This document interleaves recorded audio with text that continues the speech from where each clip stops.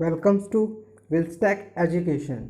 अगर आप नए मेहमान हैं, मैं आपका स्वागत करता हूं और आप इस चैनल को सब्सक्राइब करना ना भूलें। साथ ही बेल आइकन को ज़रूर दबाइएगा। आज है 4 मई 2020। 4 मई 2020 डेली करंट अफेयर्स के जितने भी क्वेश्चंस बन सकते थे वो सब हम इस वीडियो में डिस्कस करेंगे और साथ ही साथ संबंधित फैक्ट्स की जानकारी भी लेंगे। तो इसके साथ ही चलिए वीडियो की शुरुआत करते हैं। पहला प्रश्न आपके सम्मुख प्रस्तुत है। पहला प्रश्न आप सबके सामने प्रस्तुत है। हाल ही में विश्व पत्रकारिता स्वतंत्रता दिवस कब मनाया गया है? इस प्रश्न का सही उत्तर है 3 मई। 3 मई को हम विश्व पत्रकारिता स्वतंत्रता दिवस अर्थात वर्ल्ड प्रेस फ्रीडम डे के रूप में मनाते हैं। इसे मनाते क्यों है? इसका मतलब है कि जब भी सरकार पत्रकार लोगों पे अनौपचारिक तरीके से कोई भी प्रतिबंध लगाती है या तो उसके एडवर्टीजमेंट्स के जरिए जो कमाई होती है उसे रोक जाते हैं या उस पर जुर्माना लगाया जाता है, इसे कोई लोक लिखने से रोका जाता है, इन सब के प्रति जागरूकता बढ़ाने के लिए इस दिन को मनाया जाता है। हाल में ही वर्ल्ड प्रेस फ्रीडम डे की एक इंडेक्स आया है। उस इंडेक्स में 180 देश शामिल थे, जिसमें हमारा देश भारत की जो रैंक थी वो 142वीं थी। इसमें नॉर्वे को नंबर 1 पर शीर्ष पे है वो, और इसमें सबसे लास्ट में जो है वो है नॉर्थ कोरिया, इसमें 180वें पायदान पर है। चलिए चलते हैं अगले प्रश्न की ओर। अगला प्रश्न आपके सम्मुख है। उससे पहले मैं आपको बता दूं, अगर आप इस चैनल पर नए हैं तो प्लीज़ इस चैनल को सब्सक्राइब कीजिएगा और साथ ही बेल बटन को ज़रूर दबाइएगा, जिससे कि आने वाली वीडियो की नोटिफिकेशंस आप तक पहुंचे सबसे पहले। अगला प्रश्न आपके सामने। हाल में ही यस बैंक ने किसे अपना चीफ रिस्क ऑफिसर नियुक्त किया है? तो इस प्रश्न का सही उत्तर है नीरज धवन। नीरज धवन जी को हाल में ही यस बैंक का चीफ रिस्क ऑफिसर नियुक्त किया गया है। ये 3 साल के लिए नियुक्त हैं और इन्होंने अपना पदभार 2 मई 2020 से संभाल लिया है। चलिए चलते हैं अगले प्रश्न की ओर। हाल ही में मनुलाइफ ने महिंद्रा एसेट मैनेजमेंट कंपनी के कितने प्रतिशत स्टॉक को अपने नाम किया है?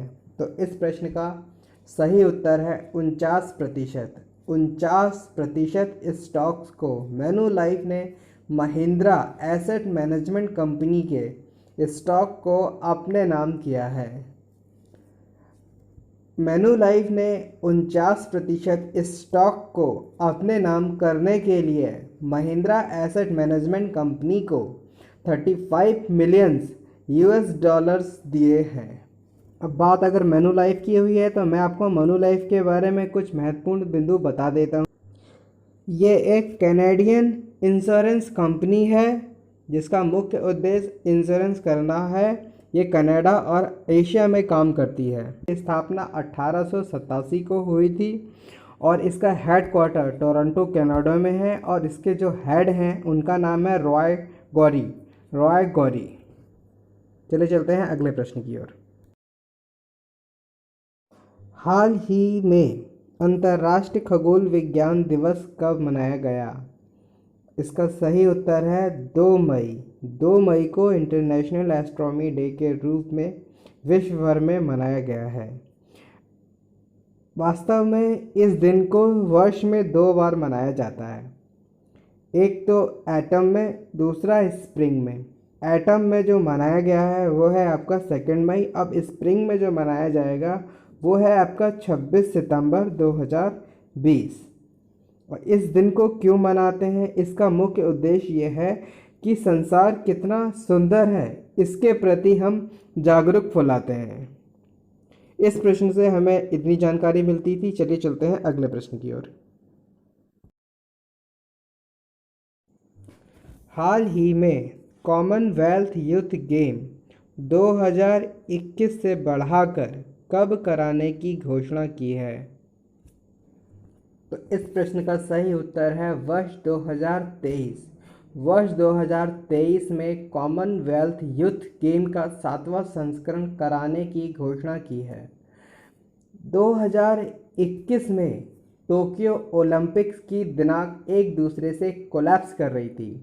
वास्तव में कोरोना वायरस के चलते 23 जुलाई से लेके 8 अगस्त 2020 में ये टोक्यो ओलंपिक्स होने थे, जिसकी डेट बढ़ाकर 1 से 7 अगस्त 2021 कर दी गई है। और 7वां संस्करण कॉमनवेल्थ यूथ गेम का जो है वो उसको बढ़ाकर 2023 में कराने की घोषणा की है। कॉमनवेल्थ यूथ गेम एक महाकुंभ की तरह आयोजित किया जाता है, जिसे हर 4 साल के बाद एक बार आयोजित किया जाता है। इसमें 14 वर्ष से लेके 18 वर्ष तक की आयु के युवाओं को शामिल किया जाता है। सबसे पहला कॉमनवेल्थ यूथ गेम जो खेला गया था या आयोजित हुआ था वो हुआ था आपका 10 से 14 अगस्त वर्ष 2000 में।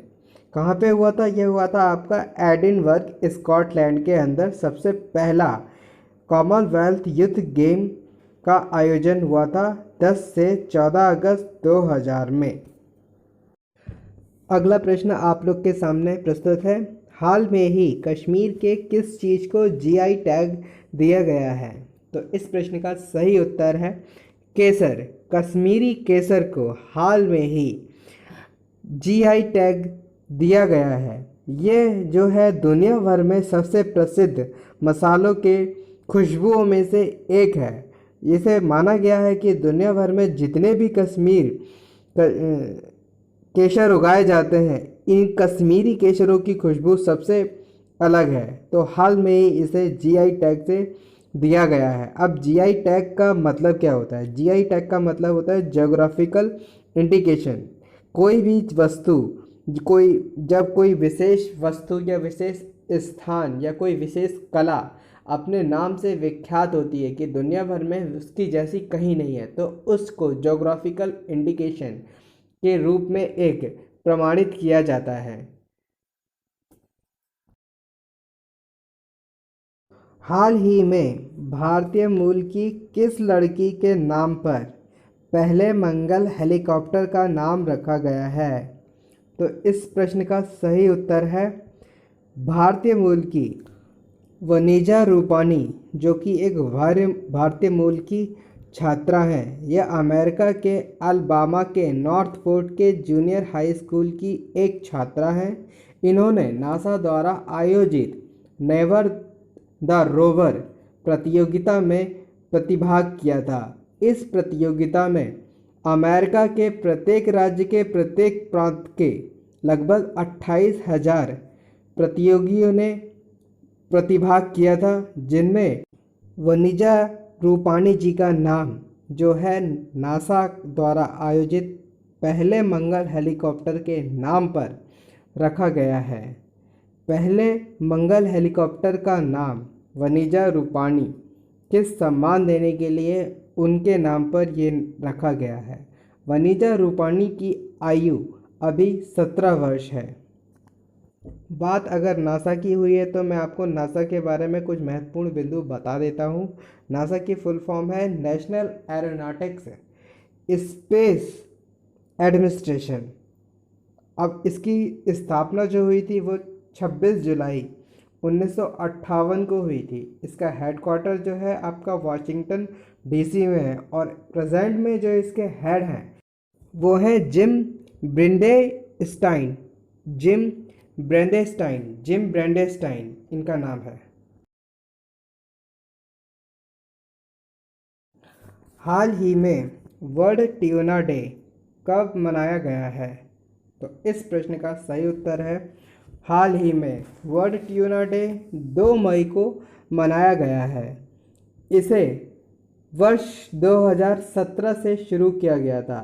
इसे लगभग 96 देशों में ट्यूना मछली का उत्पादन होता है। ये मछली मुख्यतः प्रशांत महासागर, हिंद महासागर और अटलांटिका महासागर में पाई जाती है।